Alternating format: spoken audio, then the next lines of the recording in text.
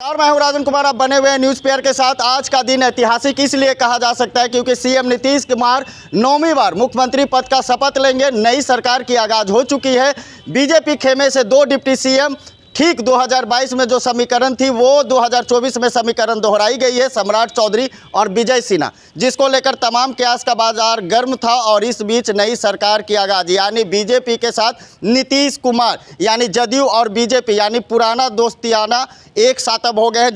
इसको लेकर हमारे साथ है पल्लवीराज कंस्ट्रक्शन के सीएमडी संजीव श्रीवास्तव। सर, राजनीतिक महकमे में जो उलटफेर हुई है, क्या संदेश देना चाहते हैं लोगों को? नीतीश सरकार किस तरीके से आगे धरातल पर काम कर सकती है? सबसे पहले तो हमारे बिहार के मुख्यमंत्री नीतीश जी को ढेर सारी बधाई, साथ ही साथ सम्राट चौधरी जी को भी बहुत सारी बधाई, क्योंकि ये सारा कुछ जो घटनाक्रम हुआ है उसमें अगर सबसे ज़्यादा किसी का प्रयास है तो सम्राट चौधरी जी का है, और उनका प्रयास सफल हुआ। और आज बीजेपी और जेडीयू का फिर से शपथ ग्रहण होने जा रहा है। हम पूरे बिहार वासियों के तरफ से, अपने पल्लवीराज कंस्ट्रक्शन की पूरी टीम के तरफ से, न्यूज़ पीआर की पूरी टीम के तरफ से उनको ढेर सारी बधाई दे रहे हैं। और चाहते भी थे हम लोग कि सम्राट चौधरी जी डिप्टी सीएम बने। पूरे बीजेपी के लोग भी चाहते थे और पूरे बिहार वासियों का मांग भी था कि सम्राट चौधरी को अब आना चाहिए था फ्रेम में, और वो आ गए। और हम लोग उनसे उम्मीद भी करते हैं कि जो लोग ये सोच के उनको लाए हैं उनके सोच को वो पूरा करेंगे। और आज के शपथ ग्रहण के बाद सम्राट चौधरी जी का क्या स्टैंड होता है, बिहार वासियों के सोच पे खरे उतरते हैं कि नहीं, वो भी देखना है। लेकिन पूरी इच्छा है, पूरी हम लोग जानते हैं कि उस पूरे बिहार वासियों के सोच पे अच्छे से खरे उतरेंगे, और हम लोग की शुभकामनाएं उनके साथ हैं।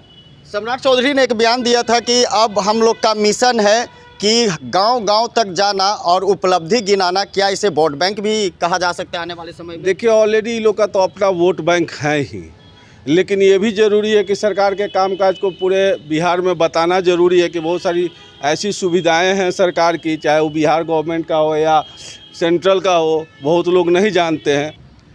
दूसरी सवाल जो है कि अगर बिहार में बीजेपी की दोबारी एंट्री हुई है तो वो सिर्फ और सिर्फ सम्राट चौधरी हैं? नहीं, ऐसे तो नहीं कह सकते, पूरे बीजेपी का है, लेकिन सम्राट चौधरी उसमें सबसे आगे थे। आप सुने भी होंगे कि उन्होंने पगड़ी भी बांधा था इसी के लिए कि जब तक बीजेपी का गवर्नमेंट नहीं आएगा तब तक मैं पगड़ी भी नहीं खोलूँगा। और वो आज गवर्नमेंट बना। हाँ ठीक है, जेडीयू के साथ अलायंस है, नीतीश जी का भी अच्छा रहा है बिहार में, बहुत सारे काम उन्होंने कराया भी है। और हम ये भी देख रहे हैं और जानते भी, हम सभी लोग जानते हैं कि जेडीयू और बीजेपी का एक अच्छा अलायंस चलता है। जब भी हुआ है काफ़ी समय के लिए हुआ है, बीच में थोड़ा बहुत उठापटक तो राजनीतिक है तो होते ही रहता है। लेकिन अब ये है कि फिर से बिहार अच्छे रोडवेज पे चलेगा, जंगल राज खत्म होगा।